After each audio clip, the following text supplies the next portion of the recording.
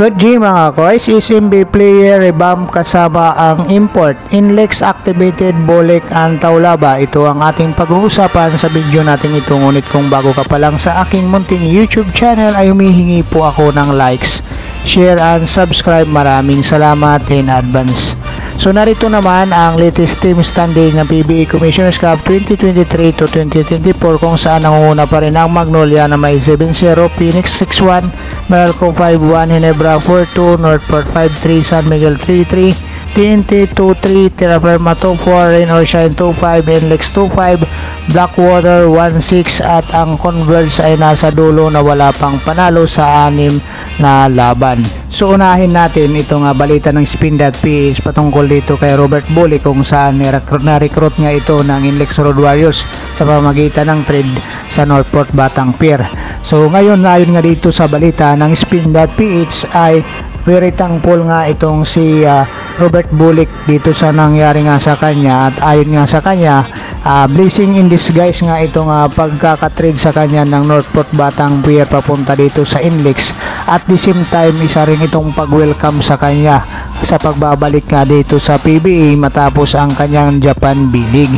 So ayon nga dito kay Robert Bulik nga ay napaka grateful nga niya dito sa PBA community, sa mga PBA team governors sa pagtanggap nga sa kanya dito sa kanyang pagbabalik sa PBA matapos nga siya mapunta nga sa Japan B-League para sa Fukushima Firebands na naglaro nga siya dito at hindi nga niya natapos ang kanyang kontrata. So ayon nga mismo dito kay Robert Bulik sa balita nga ng Spin.ph na kailangan niyang i-prove ang kanyang sarili na worthy nga siya dito sa ginawa ng Inlex Road Warriors na sakripisyo na makuha nga siya dito sa Northport Batang Pier at the same time ay makabalik nga siya dito sa PBA.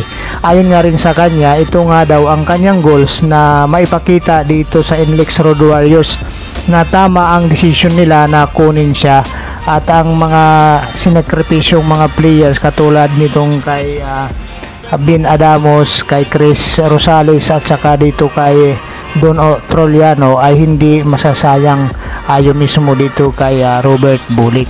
So itong si Robert Bulik ay matatandaan natin galing nga ito sa Japan B-League at ayon nga sa kanya napaka-thankful nga niya daw dito sa PBA community kay PBA Commissioner Willie Marshall at sa buong PBA governors dahil napaka-supportive nga daw ito sa kanya. At ayon nga sa kanya sa yung patunay na lahat ng mga nag-abroad na mga player ay may pagkakataong makabalik dahil napaka-supportive nga daw nitong PBA community, lalong-lalo na itong mga PBA team governors at saka commissioners.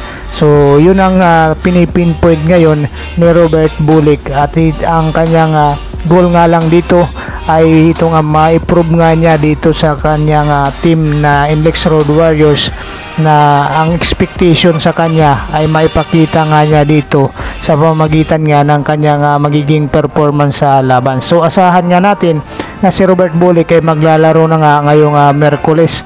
Ito yung unang laro niya sa kanyang pagbabalik sa PBA at sa kanyang team na Inlex Road Warriors. So congratulations naman para dito kay Robert Bulik at sana nga ay maganda ang kanyang maipakita dito sa Inlex Road Warriors. So para naman sa pangalawang updates natin, si Asi Taulaba nga ay inactivate na ng Inlex in time for jersey retirement ceremony. Ayon din mismo ito sa Spin.ph. So itong si Asi Taulaba nga mga koys ay 50 years old na sa ngayon at nalagpasan na nga niya itong si Robert Jaworski na mayroong pinakamahabang karera na dito sa PBA. So itong si Asi Taulaba ay maglalaro uli dito sa PBA dito sa Inlex Road Warriors dahil dito i-retiro nga ang kanyang jersey number ng Inlex Road Warriors. At kung matatandaan nga natin, itong si Asi Taulaba nga ay naglaro para sa kupunan ng TNT Tropang Giga o yung Mobiline Punpals dahil ito nga si Asi Taulaba ay isang direct hire nga ito ng Mobiline Pulse na sa ngayon nga ito na yung TNT Tropang Giga. So itong team ng TNT Tropang Giga na makakalaban nga nila sa Wednesday, ito rin yung team kung saan nanalo nga siya dito bilang MVP taong 2003 at ang kaisa-isang champion nga niya dito sa PBA dito nga rin sa kanyang dating kupunan na TNT Tropang Giga. So sa ngayon ay napaka-grateful nga nitong si Asi Taulaba, bukod sa yung ambassador na nga siya dito sa mga product ng NLEX Road Warriors ay may re-retiro pa ang kanyang jersey number. Para sa karagdagang PBA updates, Don Troliano reunites with former Falcons as PBA approves 3-team trade. So ngayon makakasama nga ni Don Troliano si Coach Leo Estrella, si Rudy Brunjal, si Jericho Cruz, mga dating Adamson Falcons. So itong si Don Troliano ay na-trade nga ito galing NLEX papuntang Northport Batang Pier at ilang oras nga lang ay na-trade naman ito ng Northport papunta dito naman sa SMB.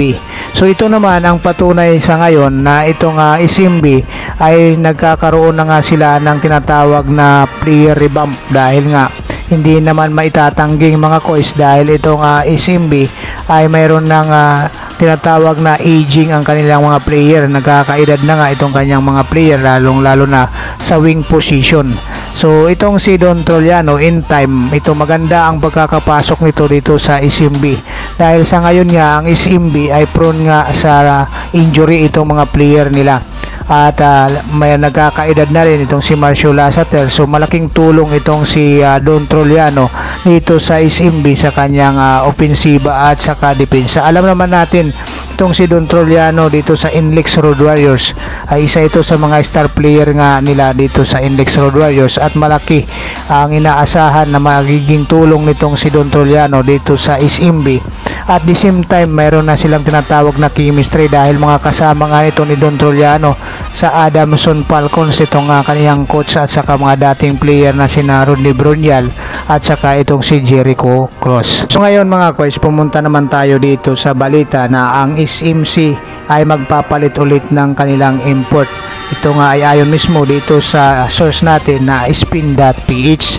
So si Ivan Aska ay pinag-iisipan na ngang palitan nitong SMB management at coaching staff dahil hindi nga sila masyadong satisfied dito sa pinapakita nitong si Ivan Aska dito sa Commissioner's Cup. So sa ngayon nga mga coach, may lumalabas na rumors na nakikipag-usap na itong SMB management dito kay Terrence Jones, ang dating NBA player at naging import na rin ito ng TNT Tropang Giga.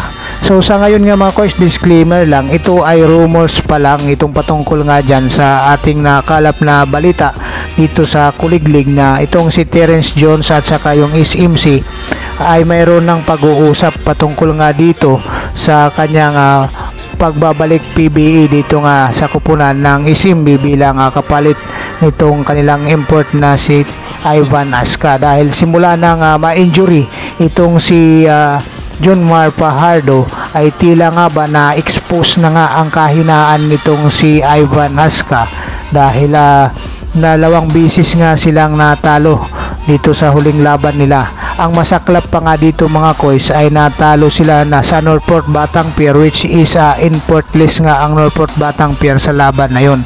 At ang pangalawa naman ay natalo sila dito sa Magnolia Chicken Templados. Ito nga yung nasa leader dito sa team standing ng PBA Commissioner's Cup.